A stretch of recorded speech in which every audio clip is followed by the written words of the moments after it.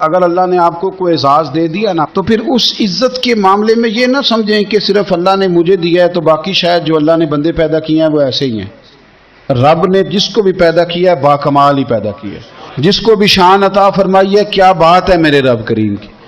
یہ بات بھی میرے اعلیٰ حضرت نے لکھی ہے۔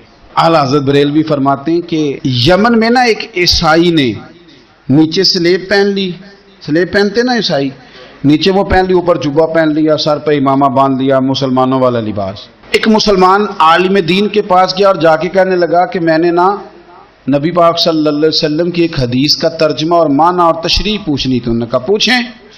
کہنے لگے یہ جو ترمذی میں حدیث ہے، حضور نے فرمایا اتقوا فراست المومن فإنه ينظر بنور اللہ او کما قال صلی اللہ تعالی علیہ وسلم۔ حضور فرماتے ہیں مومن کی فراست سے ڈرو، یہ تو اللہ کے دیے ہوئے نور سے دیکھتا ہے۔ اس کا خیال تھا کہ اندر مجھے دیکھ لے گا کہ میں نے زنار پہنا ہوا ہے، سلیب پہنی ہے۔ کہنے لگا اس حدیث کا کیا ترجمہ ہے؟ تو عالم دین نے نا ترجمہ بھی بتایا، تشریح بھی کی۔ وہ ہاس کے دوسرے عالم کے پاس چلا گیا، ان سے جا کے بھی ترجمہ پوچھا، انہوں نے بھی اپنی فہم کے مطابق، علم کے مطابق ترجمہ بتایا۔ پھر تیسرے کے پاس، چوتھے کے، 7 علماء کے پاس گیا۔ یہ کرتے کرتے بغداد شریف پہنچ گیا اور پہنچ گیا حضرت جنید بغدادی کی خدمت میں۔ کہنے لگا حضور اس حدیث کا کیا ترجمہ ہے کہ اتقوا فراست المومن فإنه ينظر بنور اللہ، کہ مومن کی فراست قلبی سے ڈرو، وہ اللہ کے نور سے دیکھتا ہے۔ تو آپ فرمانے لگے اس کا ترجمہ یہ ہے کہ یہ جبہ اتار اور نیچے تو نے سلیب پہنی ہے، وہ توڑ اور کلمہ پڑھ کے مدینے والے کا غلام بن جا صلی اللہ علیہ وسلم۔ یہ ترجمہ ہے اس کا۔ اب وہ اس نے کلمہ بھی پڑھ لیا، مسلمان بھی ہو گیا، سلیب بھی توڑ دی، بات مان بھی گیا، لیکن وہ کہنے لگا حضور وہ 7 علماء جن کے پاس پہلے گیا ہوں، شاید مجھ سے کو پوچھے تو میں کہہ دوں کہ وہ پڑھے ہی نہیں، وہ محنت ہی نہیں کرتے، معاذ اللہ۔ ہمارا تو یہ لب و لہجہ ہوتا ہے، وہ جی میں نیک بڑا ہوں۔ ہم تو دوسروں کی نفی کرنے کا معنی اپنے آپ کا اس بات سمجھتے ہیں۔ حضرت جنید بغدادی کہنے لگے کیا کہا تم نے؟ ان 7 نے یہ بتایا؟ فرمانے لگے یہ بھی اس حدیث کا ترجمہ ہی ہے کہ انہوں نے نہیں بتایا۔ کہنے لگے کیا مطلب؟ فرمانے لگے ان 7 کو پتہ چل گیا تھا کہ تجھے کلمہ پڑھانے کا ثواب اللہ نے میرے ہاتھ میں لکھا ہوا ہے، یہ میرے کھاتے میں لکھا ہے کہ جنید تجھے کلمہ پڑھائے گا، ورنہ سمجھ وہ بھی تجھے گئے تھے۔ پر انہوں نے کہا کہ تیرا ثواب جنید بغدادی کے کھاتے ہے، لہذا تجھے بھیجنا ہے تاکہ تو وہاں تک پہنچ جائے۔ اب بات کو سمجھے نا۔ اب میں ایک فکرہ جو میں بڑا کہا کرتا ہوں پھر کہتا ہوں، کسی کو عزت وہ دیتا ہے جو خود صاحب عزت ہو، جس کے اپنے پاس نہ ہو وہ کسی کو دے سکتا۔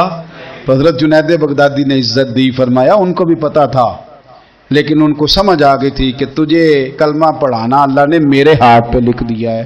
ایک بات کہنے لگا ہوں، اسے یاد رکھنا، میرے اعلیٰ حضرت رحمۃ اللہ علیہ فرمایا کرتے حسد کرنے والا بندوں پر اعتراض نہیں کرتا، اللہ پر اعتراض کرتا۔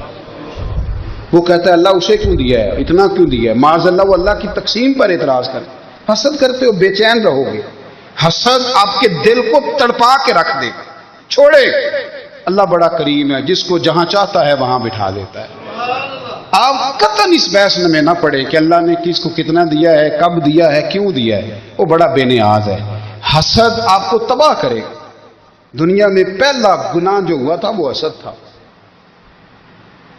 ابلیس نے حضرت آدم سے حسد کیا، کہنے لگا میں بہتر ہوں، سرداری اس کو مل رہی ہے، تو یہ تو اللہ کو پتہ ہے نا کس کو دینی ہے۔ اور دنیا میں پہلا قتل حسد کی وجہ سے ہوا، حابیل قابیل کے درمیان حسد کا معاملہ تھا۔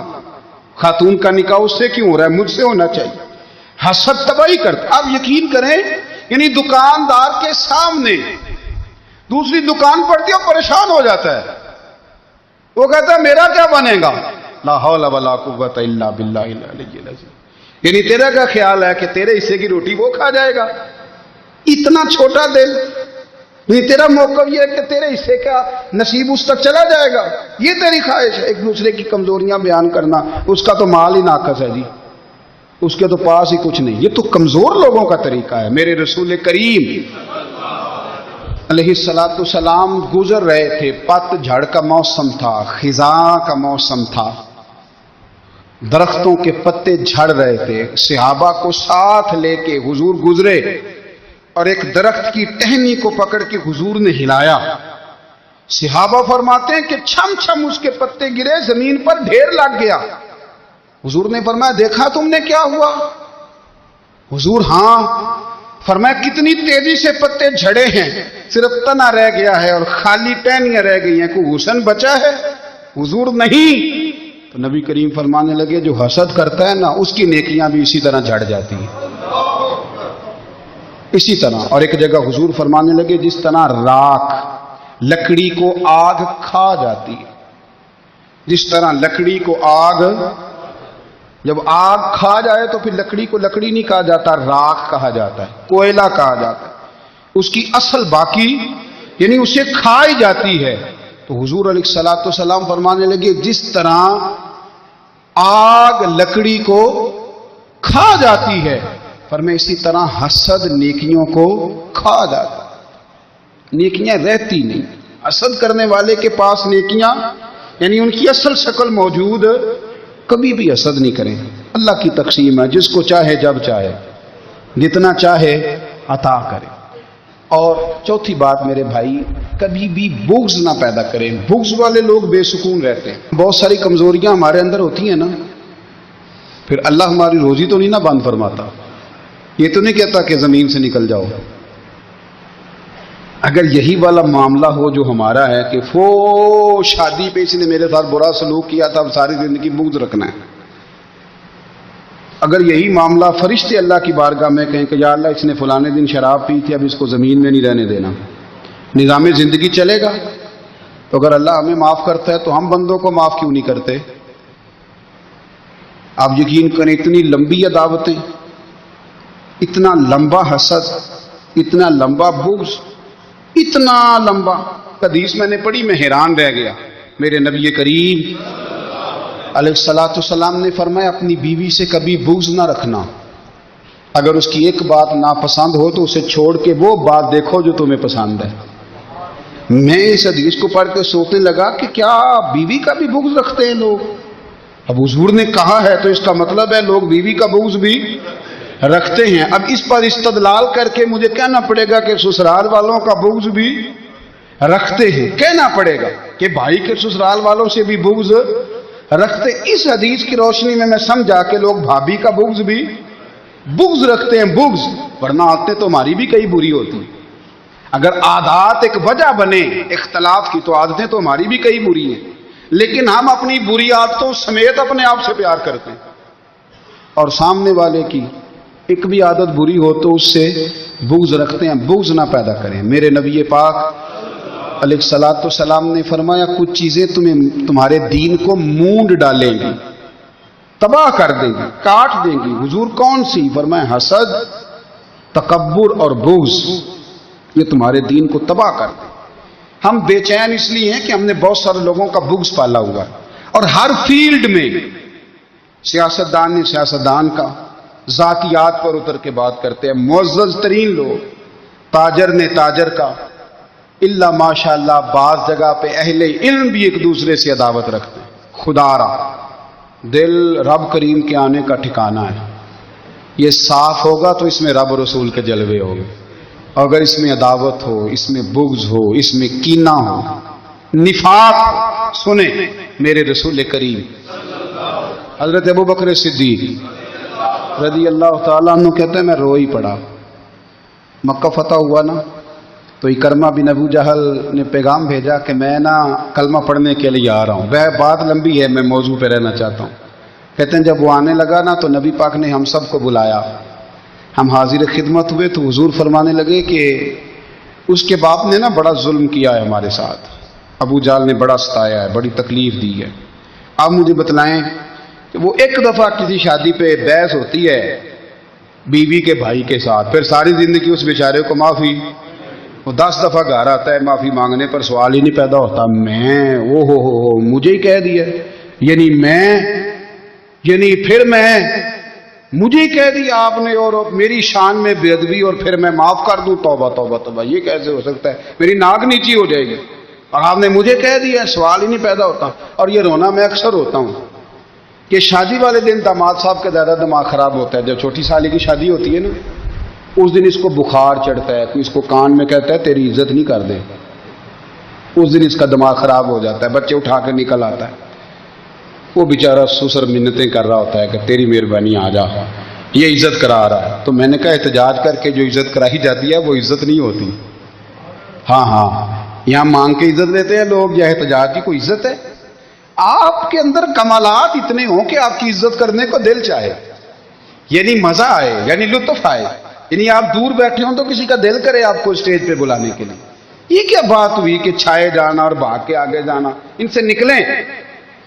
اکرمہ بن ابو جہل کلمہ پڑھنے کے ارادے سے آ رہے ہیں، حضور علیہ السلام نے صحابہ کو بلایا، کتنی زیادہ عداوت رکھی جا سکتی تھی معاذ اللہ؟ کب سے وہ چلا تھا ظلم کرنے، اور اس کے بعد اس کا بیٹا شروع ہو گیا۔ کتنی باتیں تھیں جو ناقابل معافی تھیں، پر کریم رسول نے ہمیں بتلایا ہے کہ سکون والی زندگی کہتے کس کو ہے۔ جب سب لوگ جمع ہو گئے تو حضور نے فرمایا بھئی وہ کلمہ پڑھنے آ رہا ہے، اس کے باپ نے ظلم بڑے کیے ہیں، پر میری نصیحت یہ ہے کہ اس کے سامنے اس کے باپ کو کوئی برا نہ کہے، خبردار کوئی اس کے سامنے کوئی بات نہ کرے۔ اب وہ کلمہ پڑھنے آ رہا ہے، مطیع ہو کے آ رہا ہے، بان کے آ رہا ہے۔ کہتے ہیں اللہ کے رسول نے نا کافی دیر تک خطبہ دیا، بریفنگ دی، بات سمجھائی۔ جناب صدیق اکبر کہتے ہیں میں رو پڑا۔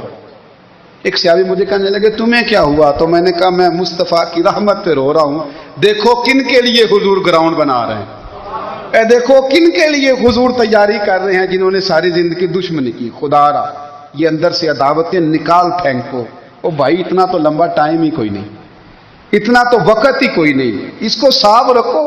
بندہ کوئی کر بھی گیا تو کوئی حرج نہیں، چنگی مندی سجنا کولوں 100 واری ہو جاندی، یار یاراں دا گلا نہیں کر دے۔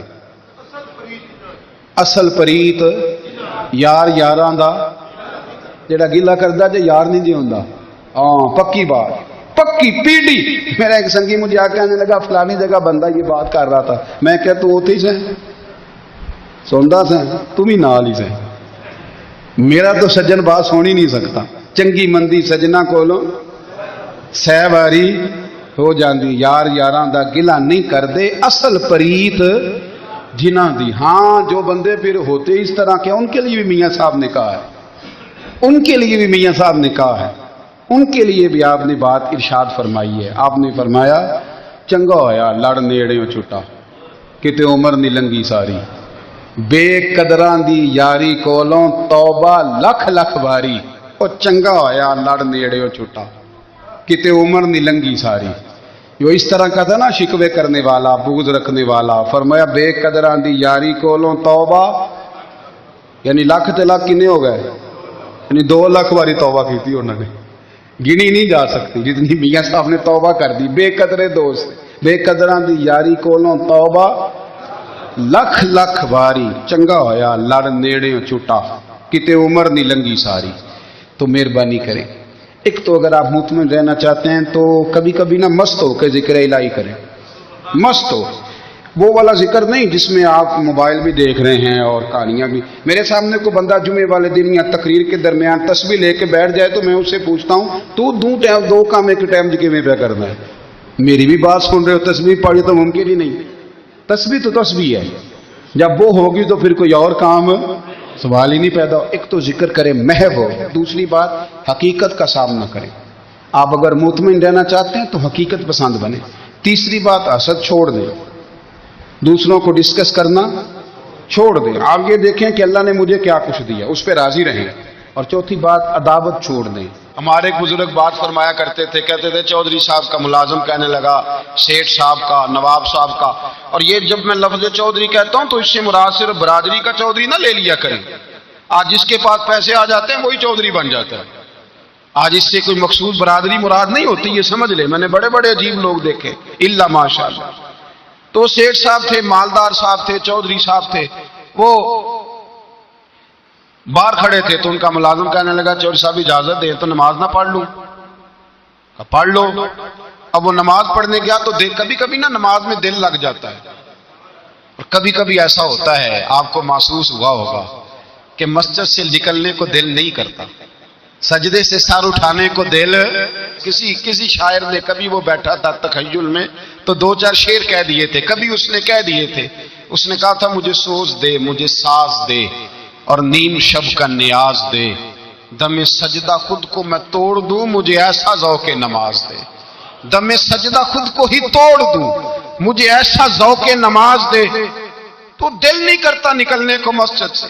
سیٹھ صاحب پریشان ہو گئے، باہر کھڑے ہیں، سودے کا دھیان رکھا ہوا ہے، باہر گاڑی کی بیل بجاتے رہے، کوئی نہ آیا۔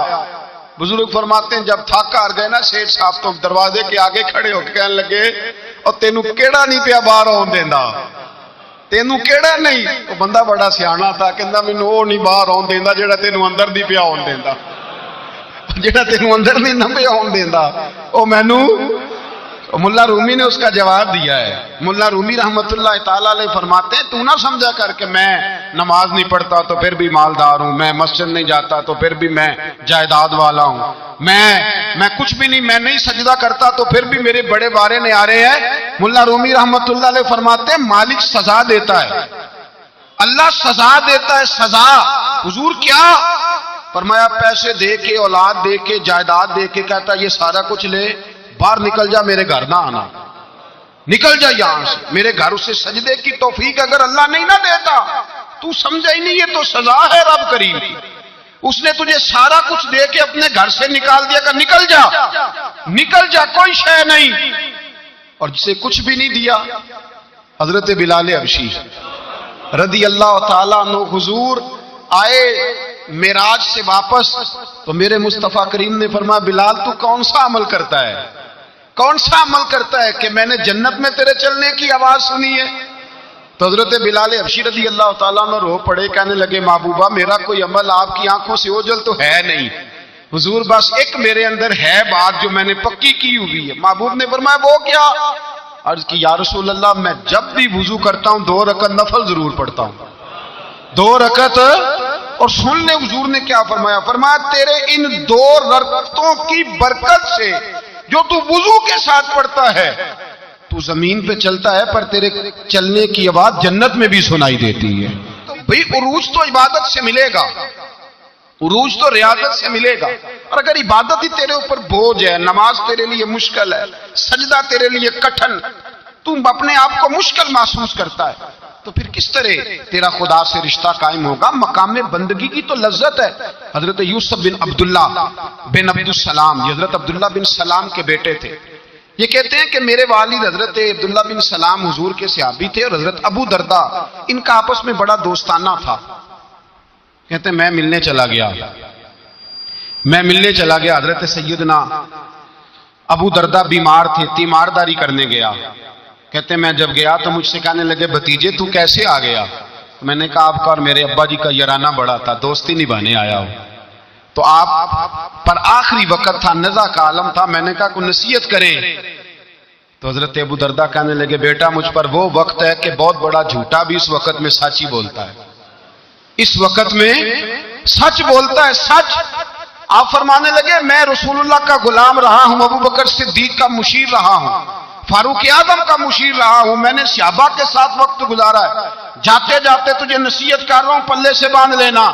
حضرت یوسف بن عبداللہ بن سلام کہنے لگے حضور کہیے، فرمانے لگے بیٹا سجدہ کبھی نہ چھوڑنا، سجدہ نہ چھوڑنا، سجدہ نہ چھوڑنا۔ حضور کیا ملتا ہے؟ فرمایا میں نے اپنے نبی سے سنا ہے کہ بندہ رب کے سب سے زیادہ قریب اس وقت ہوتا ہے جب اس نے اپنا سر سجدے میں رکھا ہوتا ہے، اللہ کے قریب ہوتا ہے۔ کہاں ہوتا ہے؟ بول کے بتائیے، اس بات کو سمجھیے۔ فرمایا جب کسی نے سر رکھا ہو نا سجدے میں، مٹی پہ، صف پہ، سیمٹ پہ، اس نے مسجد میں سر سجدے میں رکھا ہو تو یہ سر اس نے سجدے میں نہیں رکھا ہوا، یہ تو اس کا رب کے قریب چلا گیا سر۔ بندے کا اللہ سے قرب کہاں ہوتا ہے؟ سجدے میں۔ کس جگہ؟ اس لیے حضور نے فرمایا سجدے میں دعائیں زیادہ قبول ہوتی ہیں، سجدے میں دعائیں زیادہ قبول ہوتی ہیں۔ بندگی کی لذت، سرور، کیف، اس کے ذائقے۔ حضرت احنف بن قیس تابعی ہیں، صحابی کے شاگرد ہیں، فرماتے ہیں میں مسجد اقصیٰ میں گیا، فلسطین میں مسجد اقصیٰ میں، ایک شخص کو میں نے دیکھا، بڑا نورانی چہرہ اس کا، اور بڑا اس کے وجود کے اندر عجیب سی کشش، خوشبو دور تک پھیلی ہے۔ وہ بندہ نہ نماز نہیں پڑھ رہا تھا، سجدے ہی کرتا جا رہا تھا، ایک سجدہ، دوسرا سجدہ، تیسرا سجدہ۔ اور سجدہ کرتا تو دیر تک سجدہ کرتا، پھر سجدہ کرتا تو دیر تک۔ کہتے ہیں جب وہ فارغ ہوا تو میں نے گزارش کی، کہتے ہیں جب وہ فارغ ہوئے تو میں نے گزارش کی، میں نے کہا بزرگوں ایک بات پوچھنے کو دل کرتا ہے۔ انہوں نے کہا پوچھو۔ کہنے لگے آپ اتنے سجدے کیوں کرتے ہیں؟ کہتے ہیں میں نے پوچھا تو بزرگوں نے رونا شروع کر دیا، اتنا روئے کہ ہچکی بد گئی۔ پھر میں نے کہا حضور میں نے کوئی غلط بات پوچھ لی، آپ تو پریشان ہو گئے۔ کہنے لگے وہ پھر رونے لگے۔ میں نے پھر کہا حضور آپ، میں نہیں پوچھتا سوال، کرتے پھر رونے لگے۔ 3 دفعہ روئے تو کہنے لگے سنو میں رسول اللہ کا صحابی ہوں، میں نبی پاک کا، میں نے اپنے حبیب سے سنا ہے کہ جب کوئی بندہ رب کو ایک سجدہ کرتا ہے تو اللہ اس کے گناہ معاف کرتا ہے، ایک سجدہ کرتا ہے تو اللہ کیا کرتا ہے؟ بولیے، اللہ گناہ بھی معاف کرتا ہے، رب اسے نیکی بھی عطا کرتا ہے اور اپنی بارگاہ میں اس کا درجہ بھی بلند فرماتا ہے۔ ایک سجدہ اور 3 فائدے، گناہ بھی معاف ہوئے، نیکی بھی ملی اور درجہ بھی بلند ہوا۔ کہتے ہیں یہ کہہ کے بزرگ پھر رونے لگے۔ جب وہ خاموش ہوئے تو میں نے کہا حضور اگر ناراض نہ ہوں تو مجھ پر تو کیفیت ہی عجیب طاری ہو گئی ہے، آپ کے اس رنگ نے میرا بھی رنگ بدل دیا ہے، پوچھ سکتا ہوں آپ کون ہیں؟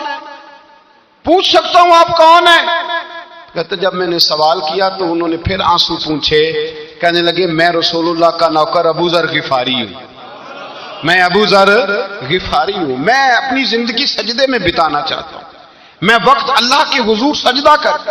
ہمارے ہاں میں نے اس دن بھی کہا تھا، ہمارے ہاں لوگوں نے بہانہ بنا لیا ہے حضور بخشوا دیں گے، محفل نعت 6 گھنٹے کی، نماز 5 منٹ کی، حضور بخشوا دیں گے۔ سنو نا جنہیں حضور بخشوا رہے ہیں، حضور انہیں بتا کیا رہے ہیں؟ حضور انہیں بتا کیا رہے ہیں؟ اللہ اکبر، کیا انداز ہے۔ حضرت ربیعہ بن کعب کہتے ہیں میں حضور کو وضو کرایا کرتا تھا، بخاری مسلم میں۔ ایک دن حضور نے فرمایا سل یا ربیعہ، ربیعہ کچھ مانگ لو۔ تو کہتے ہیں میں نے مانگا تو پھر میں نے بھی وہ چیز مانگی جو سب سے قیمتی تھی۔ میں نے کہا حضور جنت میں وہ والا مکان چاہیے جس کی دیوار کے دوسری جانب آپ کا حجرہ انور ہو، جس کی دوسری سائیڈ پہ آپ کا گھر ہو، تو اڈی میری کاند سانجی ہو گئے، وہ والا مکان چاہیے۔ تو نبی پاک نے فرمایا جا تجھے دیا، جا تجھے، بولیے جا تجھے، کمال ہو گئی، جا تجھے دیا۔ کون دیتا ہے؟ دینے کو منہ چاہیے، دینے والا ہے سچا ہمارا، میں جا تجھے دیا۔ ایک میری بات یاد رکھنا، حضور کیا فرمایا؟ اپنی زندگی میں سجدے زیادہ کرنا۔ کیا زیادہ کرنا؟ چلو سارے بولے ایک دفعہ، کیا کرا؟ کیا زیادہ کرنے؟ تو حضور بھی فرماتے ہیں میرا جنت میں پڑوسی وہ ہوگا جو سجدے زیادہ کر کے آئے گا۔ تو میرے بھائی اگر تو سجدہ ہی نہیں کرتا، تو اس لذت سے ہی ناشنا ہے، نماز جلدی کی، باقی سارے کام لیٹ کے، مسجدوں میں بیٹھے ہیں لوگ، خوش گپیاں چل رہی ہیں، بڑی بڑی لمبی، نماز کا وقت آیا تو چھوٹی ہو گئی۔